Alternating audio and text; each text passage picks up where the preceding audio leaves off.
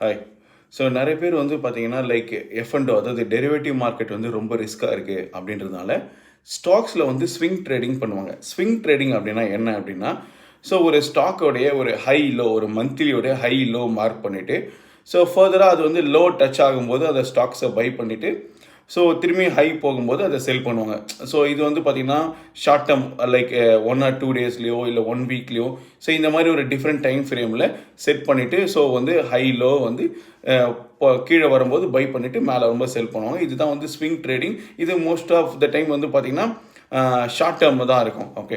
So உங்களுக்கு derivatives மாதிரி பார்த்தீங்கன்னா வந்து லைக் எக்ஸ்பைரி இருக்காது.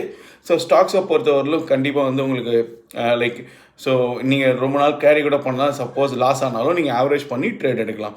ஸோ ஒரு எக்ஸாம்பிள் சொல்லணும் அப்படின்னா, இப்போ நீங்கள் நிஃப்டி பேஸில் ட்ரேட் பண்ணுறீங்க அப்படின்னா, உங்களுக்கு நிஃப்டி வந்து லைக் 18,000 இருக்குது. 18,000லேருந்து 19,000 போகும்போதும் திருப்பி 19,000லேருந்து ஃபால் ஆனதுக்கப்புறம் திருப்பி கீழே வரும்போது பை பண்ணி இது மாதிரி பண்ணுறது தான் வந்து ஸ்விங் ட்ரேடிங்.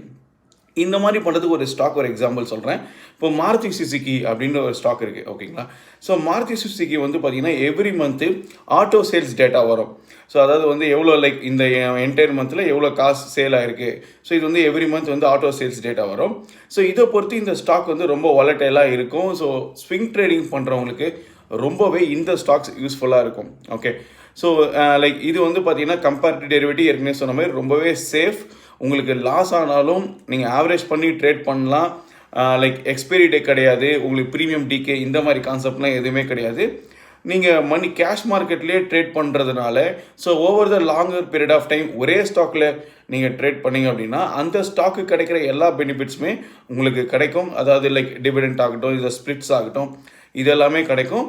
அதே மாதிரி ஒரு சேஃப் ட்ரேடிங் என்வரான்மெண்ட்டாக இருக்கும். ஓகே. ஸோ இந்த மாதிரி தகவல்களுக்கு மறக்காமல் நம்ம இன்ஸ்டாகிராம் பேஜை ஃபாலோ பண்ணுங்கள். டி ட்ரேடிங் கிளாஸ் யூடியூப் சேனலை ஃபாலோ பண்ணுங்கள். தேங்க்யூ.